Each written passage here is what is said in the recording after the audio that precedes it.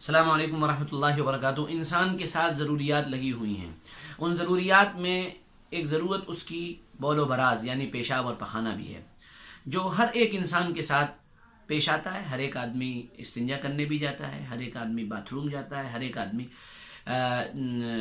Toilet بھی جاتا ہے اور ٹوائلٹ کو استعمال بھی کرتا ہے۔ اسلام کی سب سے اہم ترین خصوصیت یہ ہے کہ اسلام نے ہم کو وہاں سے بھی محروم نہیں رکھا ہے، بلکہ وہاں بھی ہم کو ان باتوں کی طرف اور ان آداب کی طرف رہنمائی کی ہے کہ یہ کام تم استنجا کرنے جانے میں اور پیشاب پخانہ کرنے جانے میں کرو تو تمہارے لیے فائدے مند ہوں گے۔ حتیٰ کہ جب آپ صلی اللہ تعالیٰ علیہ وسلم جب بتایا کرتے تھے کہ استنجے میں یعنی ٹوائلٹ جانے کے آداب کیا ہیں اور جب باتھ روم جاؤ تو کن چیزوں کی رعایت کرو، تو لوگ ہنسا کرتے تھے۔ سلمان فارسی رضی اللہ عنہ سے سوال کیا تھا مشرکین مکہ نے، اور یہ کہا تھا کیا تمہارے نبی یہ بھی بتاتے ہیں کہ پیشاب و پخانہ کیسے کیے جائے؟ جی ہاں، اس کی بھی تعلیم دی گئی ہے، اور الحمدللہ ہمیں اس میں امتیاز حاصل ہے ساری دنیا کے اندر کہ کسی لمحے بھی اسلام نے ہم کو اپنی رہنمائی سے محروم نہیں رکھا ہے۔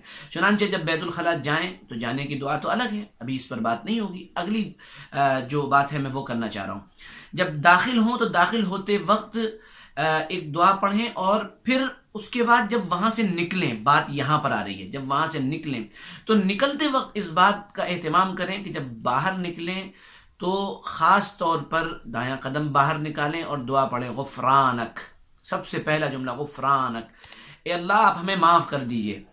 الحمدللہ الذی اذھب عنی الاذی وعافانی، اے اللہ آپ نے تکلیف دینے والی چیزوں کو ہم سے دور کر دیا اور ہم کو عافیت عطا فرمائی۔ سوال یہ پیدا ہوتا ہے کہ بیت الخلاء سے نکلتے وقت آپ کو غفرانکا کیوں پڑھوایا جا رہا ہے کہ اللہ آپ ہمیں معاف کر دیجئے؟ یہاں کون سی غلطی آپ نے کر دی؟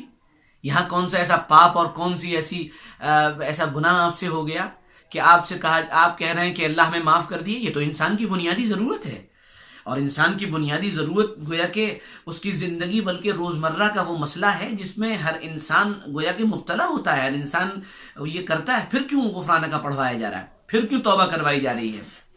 سوال بہت اہم ہے، شاید پیدا نہ ہوا ہو لیکن پیدا ہونا چاہیے۔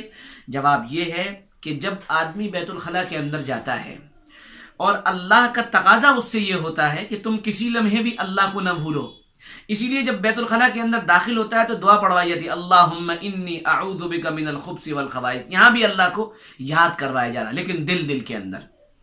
تو اندر جانے میں دو باتیں پیش آتی ہیں۔ پہلی بات تو وہاں پر خبیث ارواح، خبیث جنات اور خبیث جو ان کی نسلیں وہ موجود رہتی ہیں، اس لیے ان سے پناہ منگوائی گئی۔ اے اللہ ہم کو خبیث جناتوں سے پناہ عطا فرما دی، ہم آپ کی پناہ چاہتے ہیں۔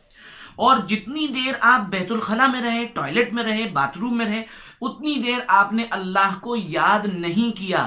تو اللہ کو یاد نہ کرنا یہ بھی ایک قسم کا گویا کہ ایک چھوٹا سا گناہ ہے، یا ایک چھوٹی سی لغزش ہے، یا ایک بہت مائنر سا ایک جو تعلق اور ربط ٹوٹا ہے، گویا کہ وہ ایک انسان کے اوپر وہ لمحے اور وہ گھڑیاں کل جنت میں باعث ندامت بنیں گی، ندامت ہوگی، ان پر شرمندگی ہوگی کہ جن لمحوں میں ہم نے اللہ کو یاد نہیں کیا۔ چونکہ اب اللہ کو یاد نہیں کر رہا وہاں پر اتنی دیر، اب باہر نکلا تو نکلتے ہی حکم دیا گیا کہ اللہ سے توبہ کرو اور اللہ سے یہ کہو اللہ ہم آپ کے شکر گزار ہیں کہ آپ نے گندگی کو نکالا اور ہم کو پاکی اور صفائی عطا فرمائی۔ اللہ ہم کو اپنے کرم سے عمل کی توفیق عطا فرمائے، شرح صدر عطا فرمائے، اور دین کی بنیادوں پر جم کر بالکل یقین کے ساتھ عمل کرنے والا بنائے۔ فقط والسلام، السلام علیکم ورحمۃ اللہ وبرکاتہ۔